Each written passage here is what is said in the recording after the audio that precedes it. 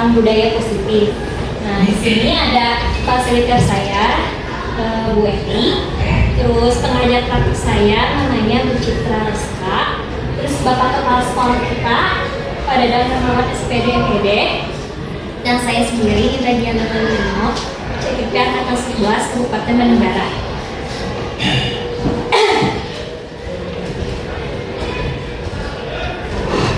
Nah, nanti ada 8 yang kita akan bahas dari ke-8 konsep inti budaya positif. Ada perubahan paradigma belajar, kemudian disiplin positif, nilai-nilai kebajikan, kebutuhan dasar manusia, motivasi perilaku manusia, posisi kontrol guru, keyakinan kelas, dan segitiga institusi. Nah, maksudnya pembelajaran dengan paradigma baru itu seperti apa, yaitu perubahan pembelajaran. Kalau sekarang pembelajaran itu lebih ke pembelajaran diferensiasi, tapi yang sesuai dengan profil pelajar. Maksudnya perubahan pembelajaran paradigma baru. Sebelum nanti saya lanjut lagi, kita kegiatan pengantar dulu.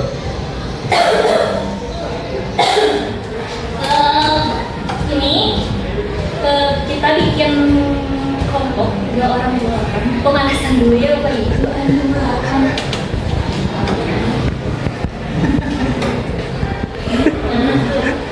Di sini ada kegiatan Cutalah Buka Bapak Ibu. Ya, Cutalah Buka. Jadi misalnya berdua nih, Bu Nenden sama Bu Nur. Terus siapa yang boleh mau dekat aja?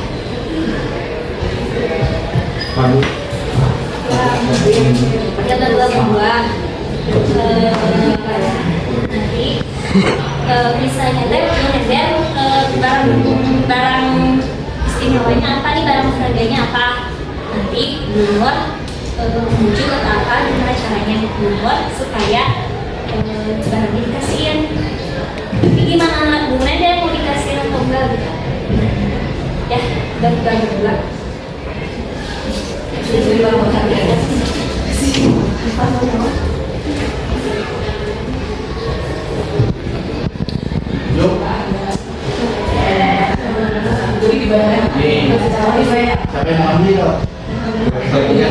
Caranya dengan mengepalkan salah satu tangan.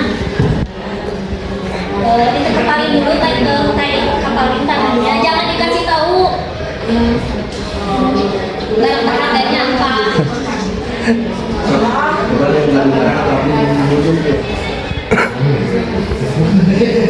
Ini nih dulu lihat ke dua kepala ke Bu Nenden. Yang mau pegang barang harga ini siapa dulu? Nenden berarti bentuknya kayak itu. Sekarang mulai. Coba sekarang membuka kepala sama benda. Jadi menurutnya. Nah, nanti boleh membujuk, nanti intimidasi, marahi, membela, seperti atau nawarin uang juga boleh. Sampai 2 juta bukan? Ada apa di dalam ini semuanya? Oh, kira itu satu aja sambalnya. Bareng-bareng. Yuk, sok. Kamu tadi kamu mau pegang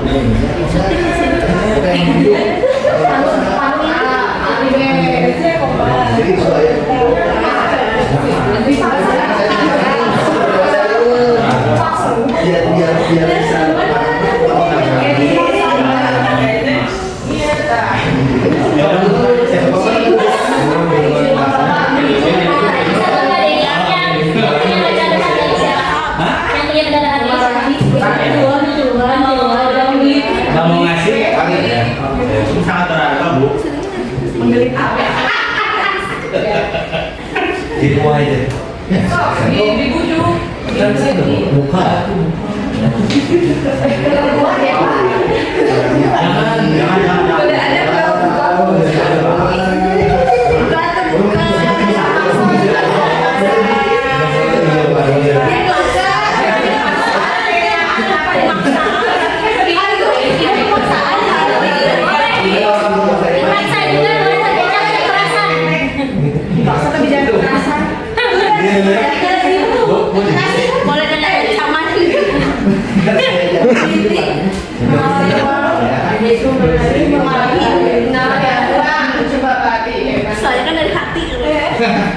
Gak mau dia gak mau tidak ada yang berhasil. Mau kirim mana? Jadi apa ya? Pemantau gitu dari setiap masing-masing yang kalah siapa. Saya ini yang kalah deh semua dari ibu. Dan semua dia.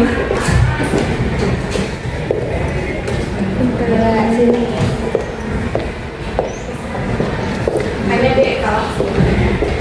Ya, kan dulu yang kalah semua.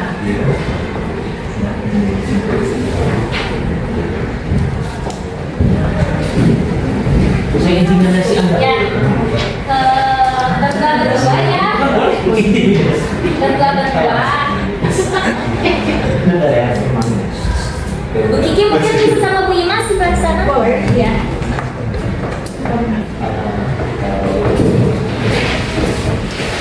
Ya, jadi ini berdua, yang satu punya benda berharga, yang satu mau boleh membujuk, menghardik, intimidasi, memarahi, menggoda, kritik. Yang misalnya di masih yang begini, bukan dulu, bujuk sama.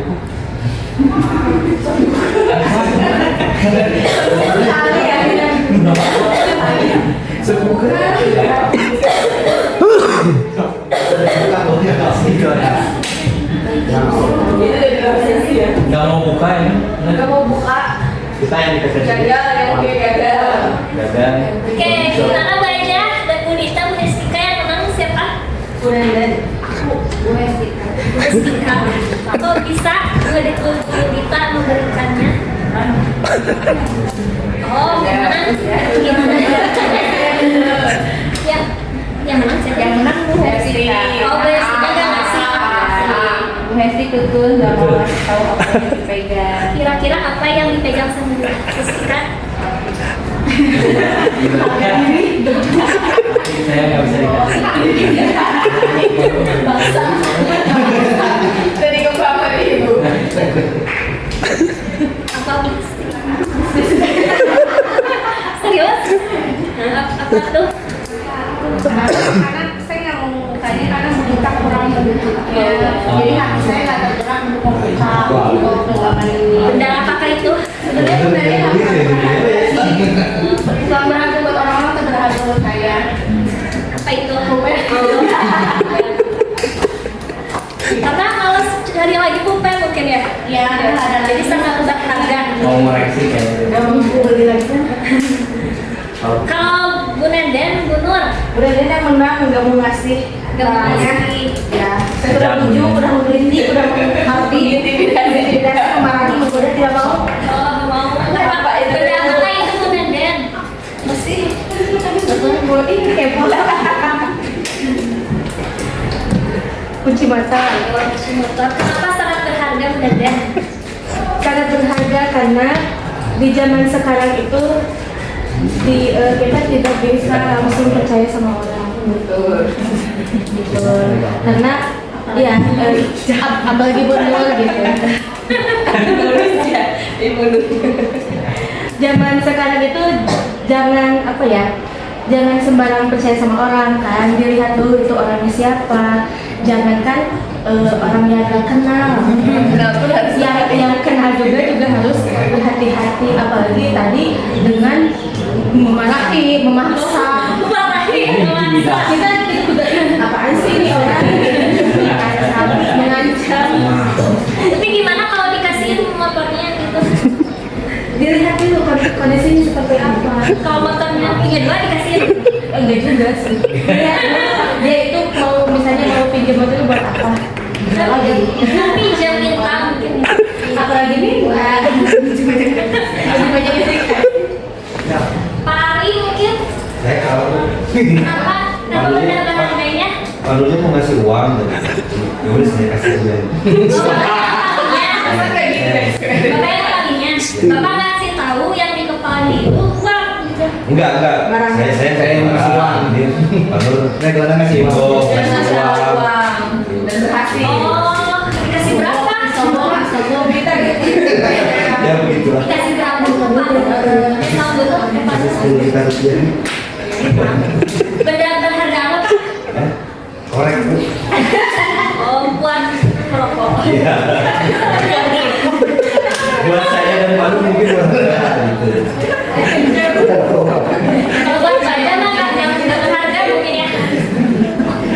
Kalau Pak Dedi, Pak Raji, Oh saya loh. Pak Haji susah saya. Kalau saya kasih cek juga nggak mau. mungkin ceknya cek kosong lagi. Ya, cek ada isinya. Checklist. CRS oh iya. Kita udah terbiasa. Ini saya Pak, barang harganya HP. Barang harganya HP. Tapi sebelumnya ngasih tahu nggak kalau barang harganya HP? Tahu sendiri. Kalau dipegang kelihatan. Oh, jangan rahasia saya. Kenapa? Gak mau ngasih Rahasia. Takut ketahuan pacarnya. Takut ketahuan berapa banyak pacarnya. Langsung lagi.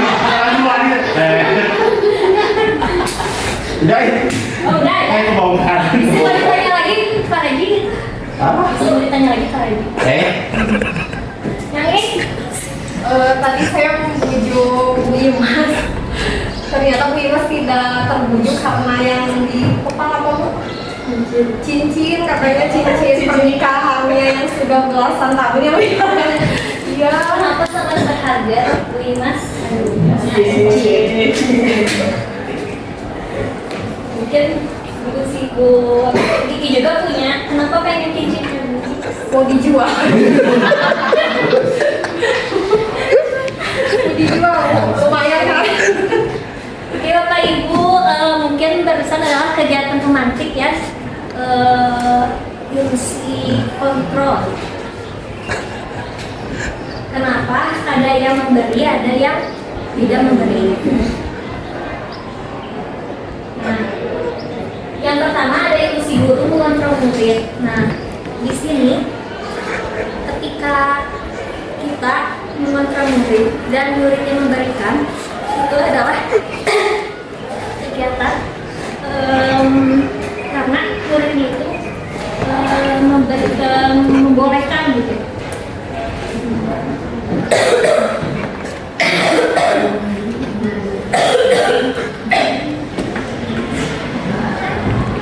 Jadi intinya kita tidak bisa memaksa murid kalau muridnya tidak mengizinkan.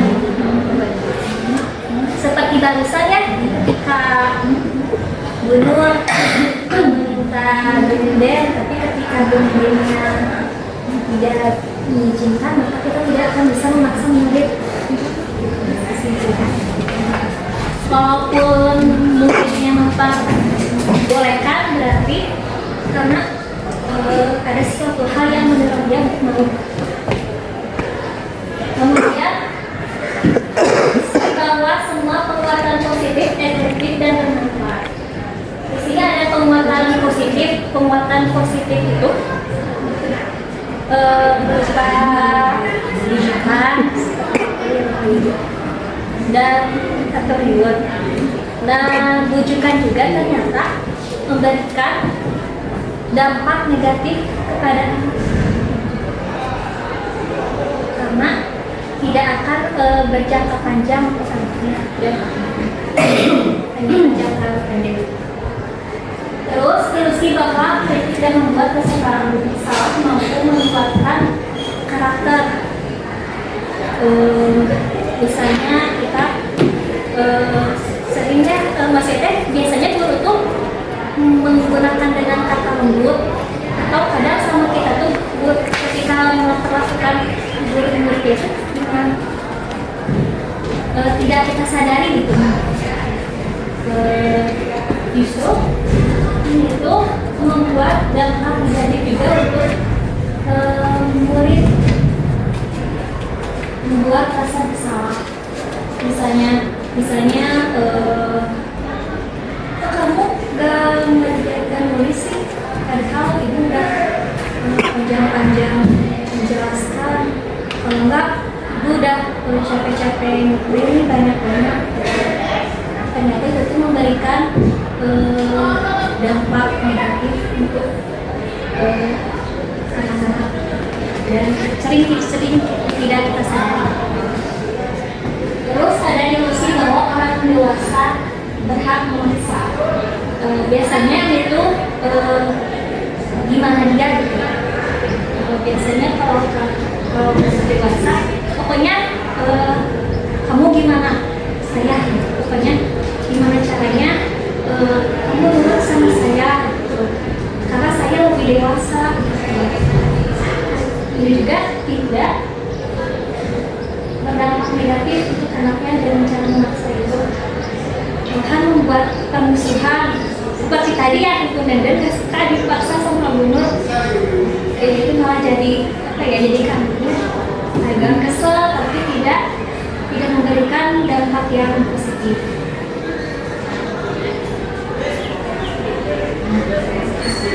Nah, kita itu sebaiknya mengubah paradigma dari stimulus respon ke pendekatan teori kontrol. Nah, kan kita berpikir kebutuhan siswa itu sama. Ternyata kebutuhan siswa itu beda-beda. Kita bahas kebutuhan apa saja yang dibutuhkan setiap siswa. Terus kita melihat semua orang sama, pokoknya peraturan semuanya harus clear semuanya. Jadi setiap orang ternyata memiliki gambaran yang berbeda. Terus kita mencoba mengubah orang agar berpandangan sama dengan kita. Harusnya kita berusaha memandang pandangan orang lain tentang dunia. Jadi bukan dari kita merubah orang lain, bukan dari kita. Yang baik itu anaknya berubah atas kemauan dia sendiri. Nah, kita sering menganggap perilaku buruk dilihat sebagai suatu kesalahan. Padahal mungkin siswa itu berperilaku buruk mempunyai tujuan.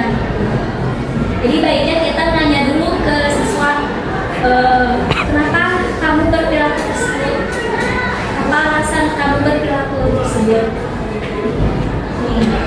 Orang lain bisa mengontrol saya, hanya Anda yang bisa mengontrol. Dan yang sebenarnya bisa mengontrol diri sendiri itu adalah dia sendiri, bukan kita sama kita. Jadi tugas kita sebenarnya gimana caranya anak itu sadar dan bisa mengontrol dirinya sendiri. Saya bisa mengontrol lain, Anda tidak bisa mengontrol lain. Pemaksaan pada saat didikan gagal, kolaborasi dan proses menciptakan orang berbeda. Mungkin dengan bukan memaksa, kita bisa dengan melakukan kolaborasi dan proses. Kalau pikir menang kalah, nggak ada yang menang, nggak ada yang kalah, ternyata yang benar itu yang benar. Nah, disiplin positif. Di sini kalau kata disiplin, mungkin sering kita dengar ya, misalnya kita sering berpendapat kalau anak-anak kita itu disiplin gitu. Kalau disiplin mungkin akan teratur atau bisa mengikuti pembelajaran yang baik seperti itu. Tapi ternyata di sini ada lebih tentang kata disiplin positif dengan makna yang lebih dalam. Kalau disiplin sendiri artinya kan belajar, berarti memiliki tanggung jawab terhadap yang dilakukannya berdasarkan nilai yang diyakini. Nah, nilai-nilai yang diyakini berarti keyakinan saya, misalnya saya yakin kalau saya patuh dan rajin sekolah, nanti saya akan pintar. Itu nilai-nilai yang saya yakini. Jadi yang disiplin itu sebenarnya tumbuh misalkan kita punya nilai-nilai keyakinan. Nah, disiplin positif itu salah satu cara penerapan disiplin yang untuk menumbuhkan kesadaran. Nah, itu tadi kan kita pengen menumbuhkan kesadaran anak ya. Nah, itu adalah disiplin positif. Nah, tapi dengan disiplin positif ini kita tidak memberikan reward atau penghargaan, karena nanti akan memberikan dampak negatif kalau kita selalu memberikan penghargaan dulu. Nah, ini ya.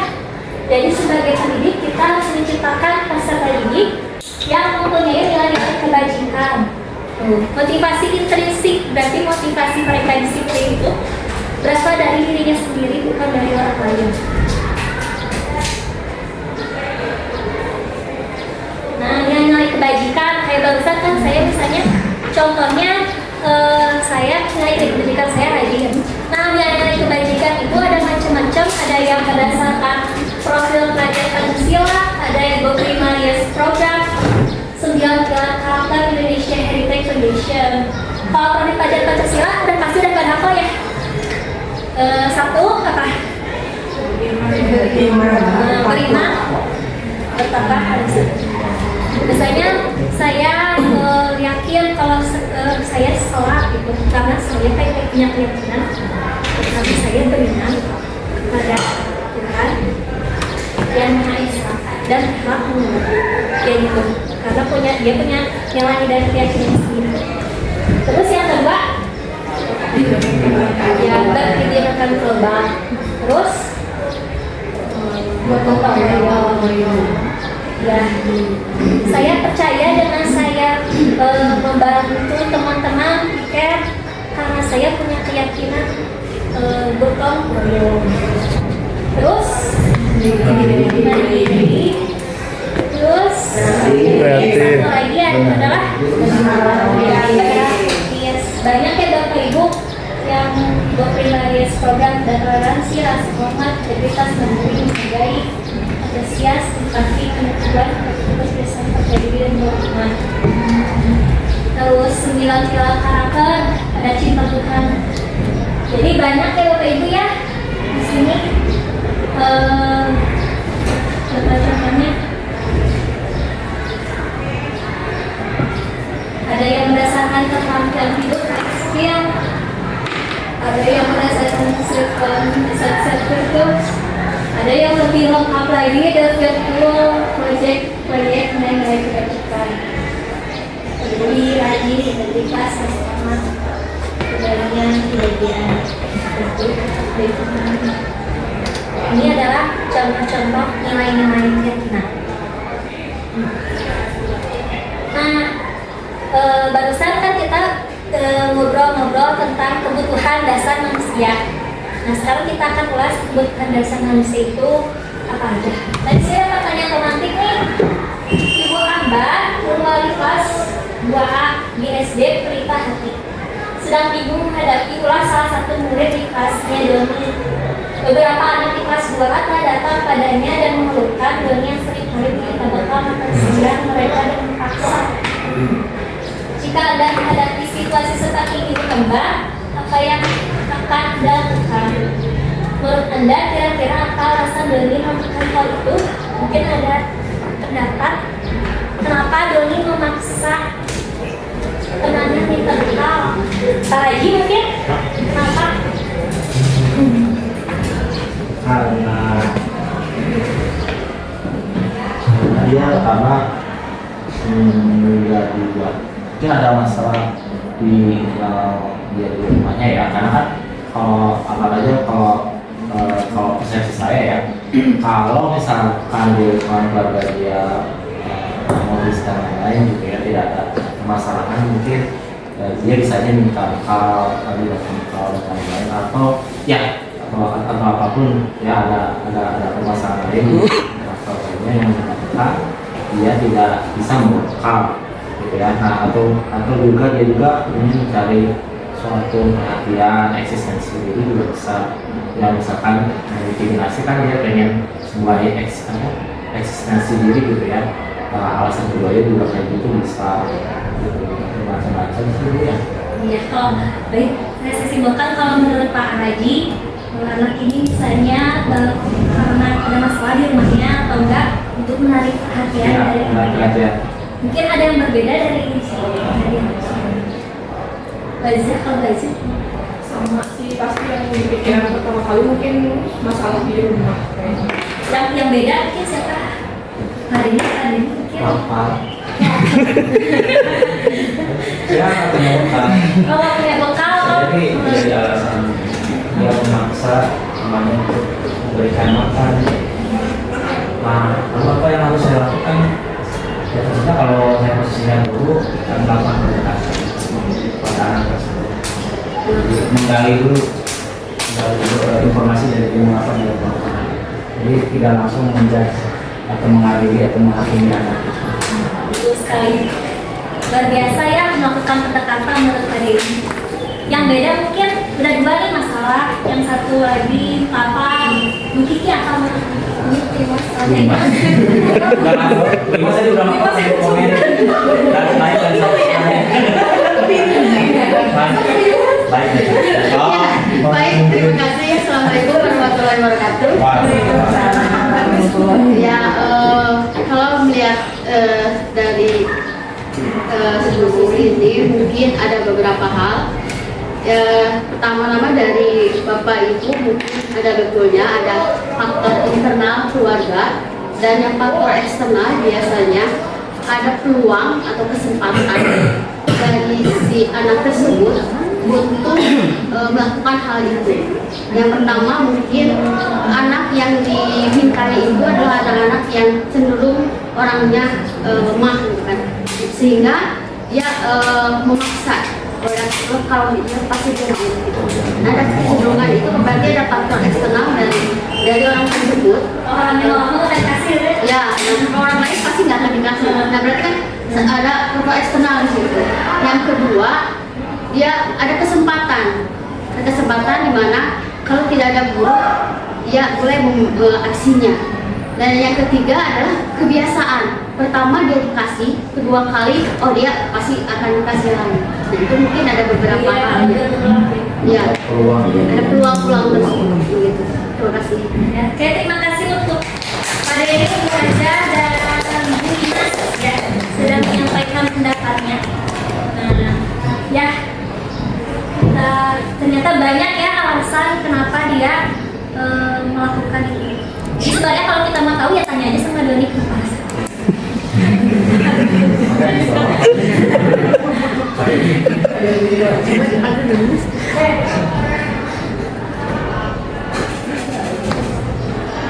Ya, tadi kan jadi kebutuhan dasar manusia itu apapun yang dia lakukan untuk memenuhi kebutuhannya. Nah, itu adalah kebutuhan dasar. Apapun yang dilakukan supaya memenuhi kebutuhannya.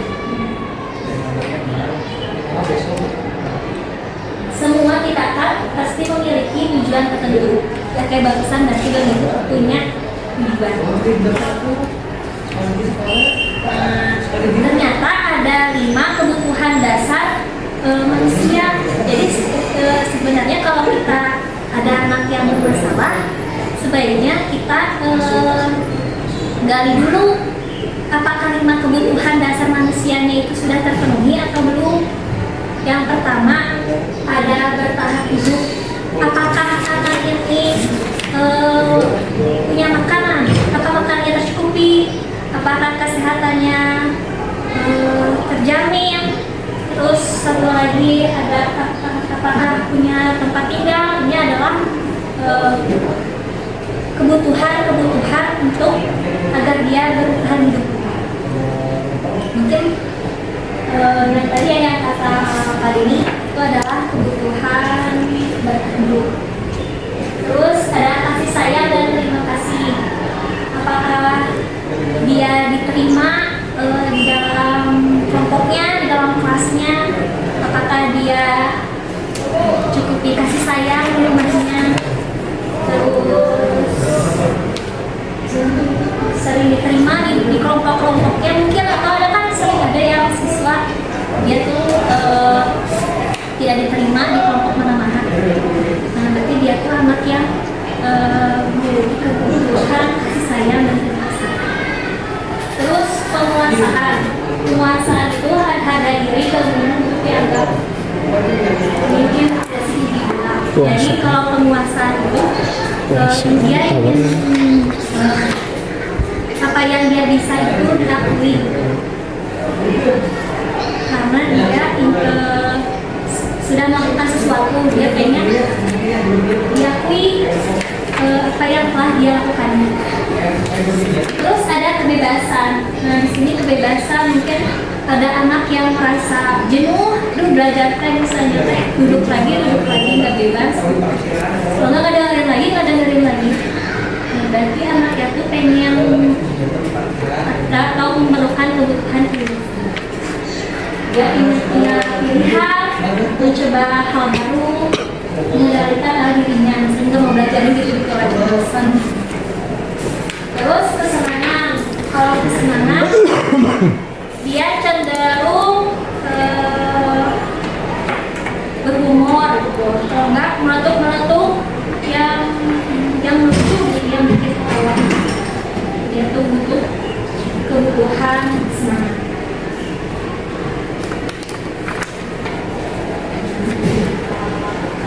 Ada beberapa motivasi perilaku manusia. Ada motivasi intrinsik yang dua atas ini. Kalau yang bawah ada motivasi intrinsik. Kalau motivasi intrinsik berarti dari motivasinya dari luar ya. Kalau intrinsik berarti motivasinya dari dalam. Kalau untuk motivasi intrinsik untuk menghindari ketidakbenaran hukuman. Kalau kita tanya, kenapa kamu datangnya pagi? Aku mah takut bu, gak boleh masuk kelas. Takut disuruh ngerjain tugas tambahan. Berarti motivasinya adalah motivasi untuk menghindari hukuman. Terus ada lagi motivasi fisiknya mendapatkan hargaan. Saya mau mengerjakan tugas, mengerjakan latihan, panduan karena saya pengen dapat coklat dari Bunur misalnya. Nah ini motivasinya ekstrinsik. Nah yang bagus itu ekstrinsik. Kalau yang bagus itu motivasinya dari intrinsik. Jadi ada nilai-nilai yang dia yakini. Kan tadi nilai-nilainya ada banyak ya misalnya teh. Saya mau mengerjakan tugas paling awal karena saya yakin dengan saya sering aktif di kelas misalnya bisa meningkatkan prestasi saya misalnya gitu. Berarti dia punya nilai-nilai yakin sendiri dibandingkan instruksi tadi. Nah, ternyata hukuman, konsekuensi dan restitusi itu beda Bapak Ibu. Kalau hukuman mah sering kita dengar ya, bisa berupa fisik ataupun verbal. Kalau konsekuensi itu seperti peraturan-peraturan. Kalau restitusi itu jadi lebih anaknya yang menyelesaikan permasalahannya sendiri. Jadi kalau hukuman itu lebih menyakitkan ke anaknya. Kalau konsekuensi harus terjadi karena peraturan. Kalau restitusi jadi menciptakan kondisi bagi murid untuk memperbaiki kesalahan. Gimana nih untuk memperbaiki kesalahan kamu, apa yang harus kamu lakukan? Jadi anaknya yang mengutarakan sendiri apa yang harus dilakukan untuk memperbaiki kesalahan atas kemauan dia sendiri, bukan dari orang lain. Nah, kalau hukuman itu gak nyaman buat murid untuk jangka panjang. Biasanya hukuman itu teringat-ingat sampai dia besar, sampai dia tua. Wah, dulu nih saya pernah tujuannya. Oh ya dicubit sama guru, ingat-ingat sama saya waktu saya ngobrol di kelas, saya gitu. Kalau konsekuensi peraturan itu jangka pendek. Kalau restitusi itu bukan. Nah terus hukuman juga nggak akan berjalan kalau muridnya nggak takut. Misalnya kan kamu masuk sekolah, kalau enggak nanti kalau siswanya nggak takut mah nggak akan didengar ya, karena dia nggak akan takut terus aja deh. Terus kalau konsekuensi perlu monitoring, biasanya berupa data. Kamu hari ini melakukan kesalahan sekali, besok 2 kali, sama gurunya ditulis, 3-nya dilakukan, nanti ketiga ditulis, itu dimonitoring, ditulis sama gurunya. Kalau itu sih di sini muridnya belajar untuk bertanggung jawab untuk perilakunya. Kan dia yang mengutarakan apa yang harus dilakukan, berarti dia akan bertanggung jawab dalam melakukan apa yang dilakukan. Nah, di sini ternyata ada 5 posisi kontrol guru. Ada 5.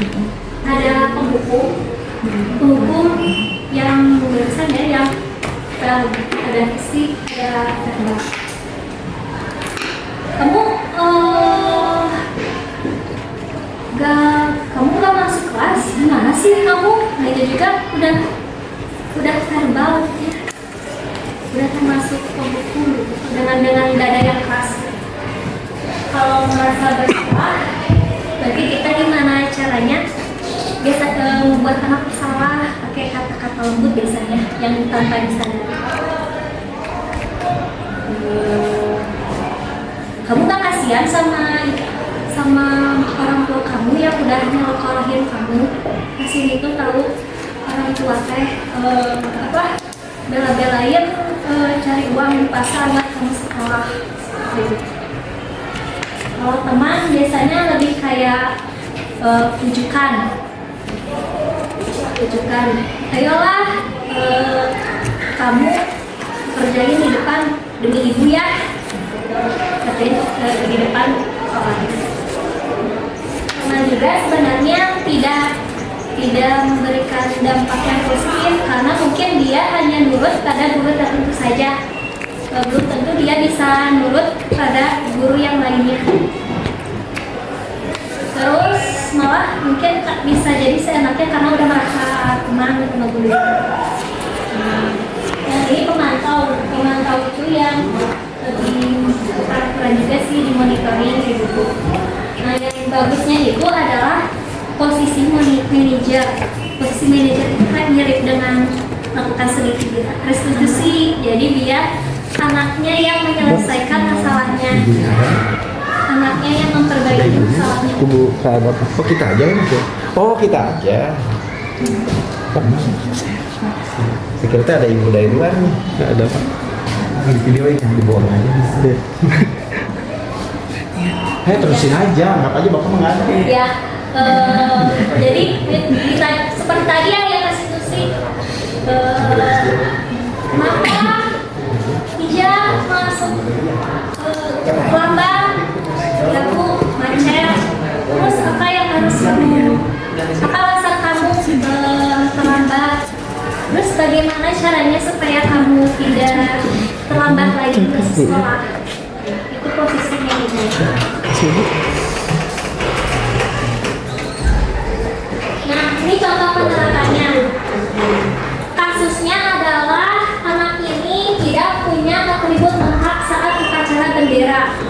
Nah, misalnya di sini kasusnya sebagai posisi kontrol gurunya sebagai penghukum. Berarti kalau ada anak yang nggak pakai atribut lengkap, dia pasti dia contohnya jawabannya pasti hormat pada bendera harus 1 jam. Dia menghukum murid itu dengan cara hormat pada bendera.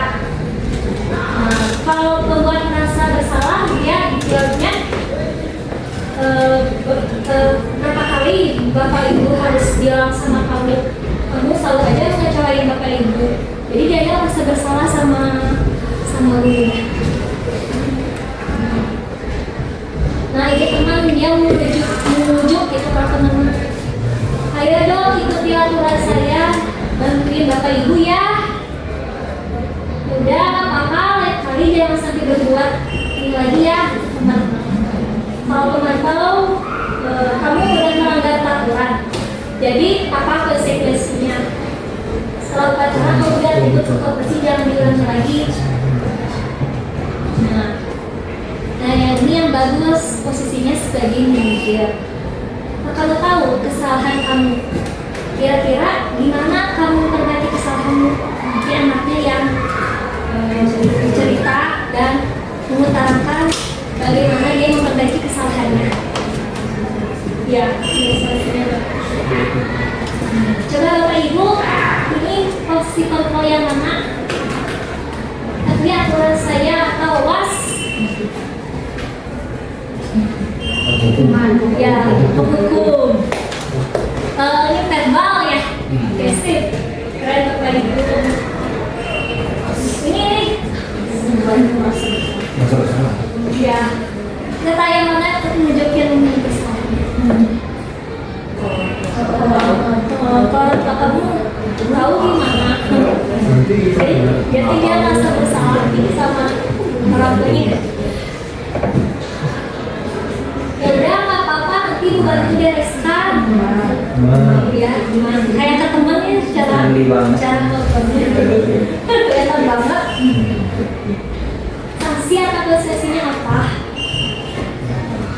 ya pemantau ini yang manajer. Kalau manajer anaknya yang bagian. Terus ada keyakinan kelas Bapak Ibu. Itu keyakinan yang merefleksi dalam kelas. Kenapa keyakinan kelas bukan peraturan kelas? Mungkin ada yang mau berpendapat.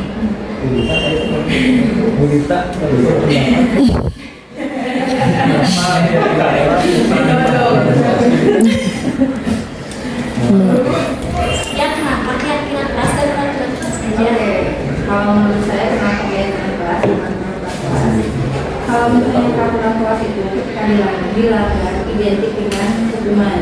Tapi kalau misalnya keyakinan kelas secara tidak langsung berarti siswa itu menyepakati apa yang sudah dibuat, lalu ketika ada yang dilanggar itu berupa konsekuensi. Jadi mengapa keyakinan kelas kalau menurut saya itu adalah karena ketika dilanggar lebih kepada konsekuensi yang didapatkan bukan hukuman. Kalau peraturan kelas lebih kepada hukuman. Itu menurut saya. Oke, terima kasih Bu Rita. Ada yang beda nggak? Mungkin ada yang beda. Sama. Sama ya cepat. Ingin berpendapat. Kau boleh Pak aja Boleh ya. Sama. Soal biasanya Pak Yusuf beda. Beda. Sangat campur aja. Sama sama benar. Oh bener. Sama ya. Kalau keyakinan kelasnya lebih dari apa? Lebih kesepakatan ya, kesepakatan anaknya. Nah, kenapa keyakinan kelas? Karena sifatnya abstrak, karena universitas dibuat dalam persoalan spesifik. Terus kata-katanya mudah diingat, sesuai dengan kondisi kelas dan sekolah sehingga dicontohkan. Keluarga sekolah atau kelas dilibatkan dalam buat hukuman. Jadi kalau saya Bapak Ibu di kelas misalnya tentunya buat untuk yang di luar represi ya, saya tanya ke anak-anaknya apa harapan kalian supaya kelas kita nyaman atau enggak, apa yang ingin kalian bangun di kelas ini, apa yang harus diperbaiki di kelas ini. Nanti kan anak-anaknya jawab, misalnya ada yang jangan buang sampah di kolong bangku, misalnya gitu. Rapikan lagi alat bersih-bersihnya, misalnya gitu. Kalau enggak, terus ada juga yang masih pakai kata-kata yang positif, misalnya jangan letuk-letuk, jangan sebut-sebut orang tua, ada yang kayak gitu macam-macam. Nanti dari 35 siswa itu dikumpulkan di dalam adret, ada dulu dikumpulkan ada 35 pamflet. Terus kata-kata yang tidak positifnya kita rubah menjadi kalimat-kalimat yang positif. Ini dari nyelotok-nyelotok, apa ini nyelotok-nyelotok, terus kita diganti dengan kalimat yang lebih enak. Misalnya apa aja kita nyelotok-nyelotok? Ya diganti dengan kalimat yang lebih halus. Nah, halus gitu. Ayak tuh. Terus dari yang disebutkan sama 35 orang itu kan mungkin ada yang sama. Jangan nyelotok-nyelotok, jangan ngikutin orang tua, jangan bully-bully aku. Berarti pas kita ganti yang samanya itu kita ganti dengan kalimat positif, misalnya setiap siswa harus, setiap anggota kelas harus saling menghargai, misalnya. Terus misalnya ada yang lagi yang jawabnya kulit tugas waktu nggak terlambat. Terus misalnya ya seperti itu ya. Berarti kalimatnya kan sama ya, dari diri bisa ganti kalimatnya dengan setiap anggota kelas harus bertanggung jawab dengan tugas masing-masing. Terus ada lagi yang jawabannya misalnya kalau P5 jangan ada yang sampai gini, kalau P5 jangan udah gitu, diganti dengan harus kompak misalnya. Jadi kan sama piket ini bisa digabungin ganti sama kalimat setiap anggota kelas harus saling bergotong royong. Nah, si kalimat-kalimat itu tidak perlu banyak-banyak, bagusnya 4 atau 5. Nah, ini kalau ini ada 3, 4, 5 lah. Udah gitu dibuat poster supaya bisa ditempel di kelas. Ditempel udah dibuat langsung ditempel, dipajang di kelas. Jadi mereka hafal kalau ditempel keyakinan kelas kita itu apa aja. Ketika anaknya melanggar, kita bisa tanya, kenapa kamu terlambat sekolah? Misalnya, macet bu, begadang bu. Apa alasan kamu? Misalnya teh, ya alasannya teh gak bisa bobo, misalnya kayak gitu. Gimana cara memperbaikinya? Gak begadang lagi. Nah, langsung kita tanya keyakinan kelasnya yang kamu langgar apa? Ternyata keyakinan pasti dia jawab karena dihafal. Keyakinan kelas yang saya langgar, setiap siswa harus selalu bertanggung jawab misalnya. Jadi yang nomor 1 berarti dia melanggar yang nomor 1. Jadi keyakinan kelasnya itu harus tertanam di seluruh anggota kelas. Nah, ini adalah segitiga restitusi. Jadi yang barusan saya ceritain. Jadi segitiga restitusi itu ada 3 tahapan Bapak Ibu. Yang 1 ada validasi tindakan yang salah, kemudian menstabilkan identitas, terus menanyakan keyakinan. Jadi segitiga restitusi itu proses dialog kita terhadap siswa untuk menghasilkan murid yang mandiri dan bertanggung jawab.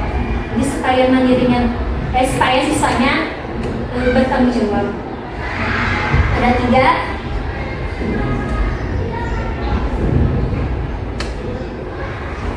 Nah, nanti supaya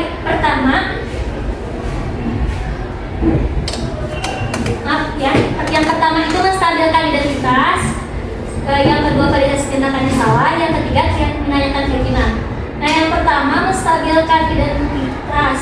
Nah, kan saya nanya misalnya, Jins, apa benar? Apa benar kamu akhir-akhir ini berkelahi di kelas? Betul bu, kan nanti anaknya tegang, sama kita distabilin dulu. Gak apa-apa, Jis. Berbuat salah itu gak hal yang manusiawi, semua orang baik melakukannya. Yang penting kamu belajar dari kesalahan itu terus perbaikinya. Jadi anaknya gak tegang. Ada kata-katanya banyak ya, gak ada manusia sempurna. Terus gak apa-apa kita bisa nyelesain ini. Kita ibu nggak cari orang siapa yang salah kok. Kita ingin mencari solusinya untuk masalah ini. Apakah kamu sedang mencari teman yang baik buat diri sendiri? Nah, baru udah distabili nih sama kita divalidasi. Ditanya alasannya kenapa dia melakukan itu, intinya gitu.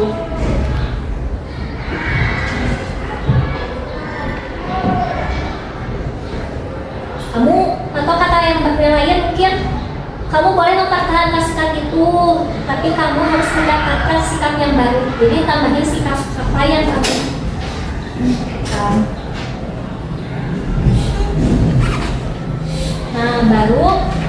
nanti di akhir menanyakan keyakinan yang tadi. Keyakinan pas, apakah dengan kamu melakukan hal tersebut melanggar keyakinan pas kita? Keyakinan pas mana yang kita langgar? Atau nilai umum apa yang kita sepakati? Atau bayangan ideal apa yang bagian kita yang tentang pas idealnya gimana? Kamu mau jadi orang yang seperti apa?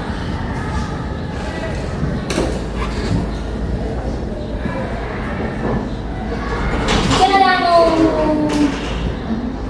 didiskusikan Bapak Ibu tentang ide ini?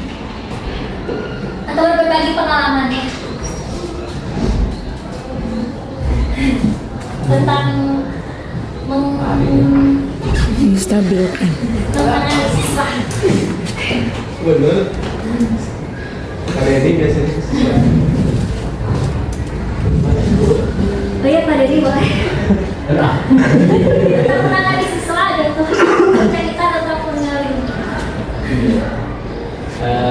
Kalau saya sih fleksibel, kadang siswa bisa ditangani dengan resolusi, kadang juga tidak dengan itu. Secara teori sih yang ideal adalah restitusi ya, tapi pada faktanya kita juga tidak melakukan itu. Jadi kalau sudah berbau apa ya, kalau sudah mengindikasikan si anak ini jadi virus di kelas itu. Kalau saya di situ, kalau di tubuh itu ada luka dan luka itu bisa membuat luka berkelanjutannya diamputasi. Apanya? Ya, bagian tubuh yang saya jempol nih, kalau dia ini luka tuh, ini kan busuk.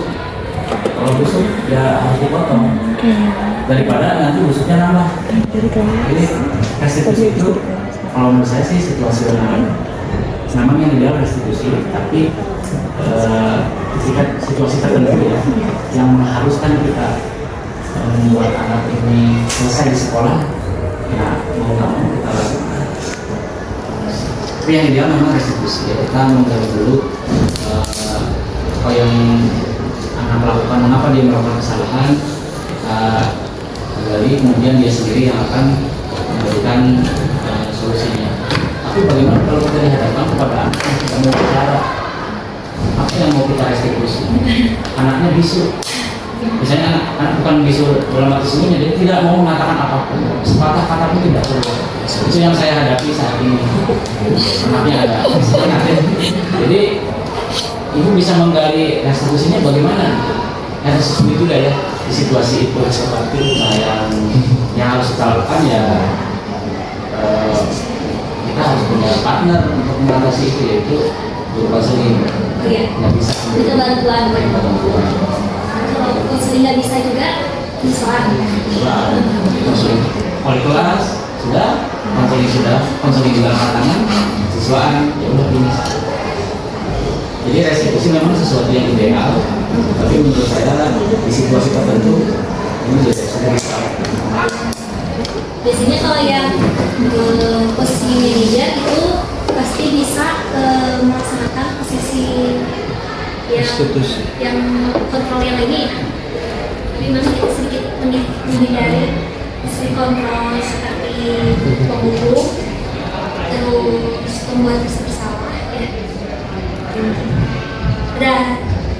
Ada pengalaman lain mungkin mengenai siswanya di kelas yang lain-lainnya mungkin. Makasih Mbak Rini. Memang jadi saya yang merasa bersalah sebenarnya. Jadi bukan si anak, jadi justru saya karena ya itu merasa saya. Gitu. Jadi karena si anak yang merasa bersalah bisa jadi juga yang membuat anak terhukum atau misalnya mendapatkan konsekuensi. Jadi yang menangani yang merasa bersalah. Iya. Di situasi itu yang saya hadapi. Mungkin pernah punya pengalaman mengenai Banyak. pasti banyak. Paling banyak banget di lapangan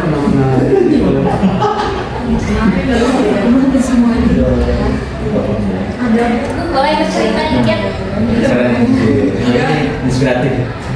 Jadi kalau misalkan kayak restitusi itu memang cocok ya untuk secara teori. Tapi kalau misalkan sudah di lapang itu kan beda lagi apa yang disebutkan tadi Pak Denny betul. Kalau saya lebih ke pernah berbagi pengalaman teman sebagai teman. Kayak tadi disebutkan misal untuk orang-orang tertentu bisa nurut gitu ya. Kayak tadi. Sama ibu aja dibantu aku gimana. Nah kalau misalkan udah kayak anak yang susah diatur banget gitu ya, kalau restitusi gak bisa, itu udah ke hukuman juga kan susah gitu, karena kitanya bingung mau diapain anak kayak tadi jadi virus di kelas. Itu gara-gara mungkin kebanyakan di kelas itu ini kayak motivasi belajarnya kurang, pengennya tuh nggak belajar. Karena kalau udah dijadikan teman kan suka banyak komplain ya, Bu belajarnya jangan banyak-banyak ya misal gitu. Terus Bu tugasnya satu aja ya, jangan beranak. Nah ini kan suka ada komplain-komplain dari siswa, kadang tiba-tiba waktu istirahat gak masuk lagi kan suka ada ya kayak gitu ya. Jadi kadang bingung juga mau foto ya video seperti apa teman udah dilakukan, udah dilakukan. Kadang untuk konsekuensi juga dibutuhkan gitu. Kalau untuk khusus yang ada virus. Terima kasih Bu Kiki. Satu lagi deh, satu lagi. Cerita aja yang pernah ngalamin kasus apa di kelas.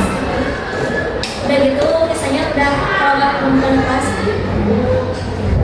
Ya. udah jadi siswa Jadi Bu, menang ada siswa.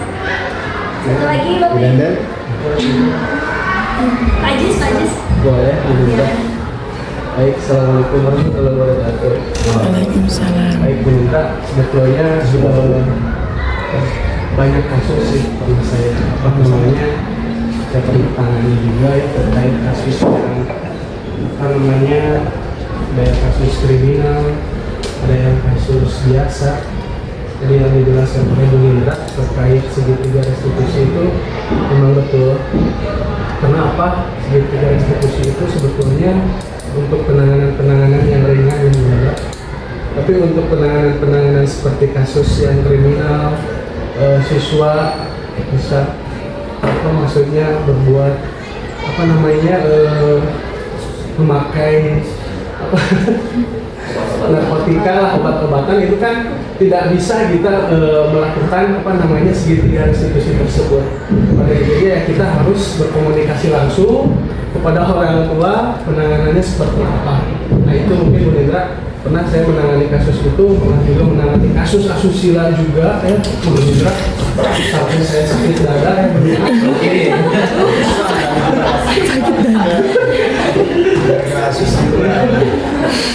Yang begitu Bu Indra pengalaman saya pernah menangani kasus tersebut. Jadi yang dilakukan Pak Adis adalah pertama urus orang tua, terus apa lagi Pak? Ya pada intinya kita harus berkomunikasi dengan orang tua. Jadi gitu, biar tidak terjadi kesalahan yang tidak diinginkan. Ya, betul sekali. Terima kasih Pak Adis. Iya, sama-sama. Satu lagi kita nonton videonya ini ada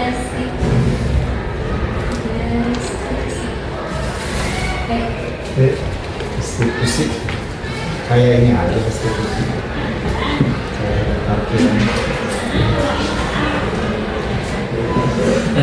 juga banyak teori yang bagus nih. Restitusi kayaknya apa restitusi iya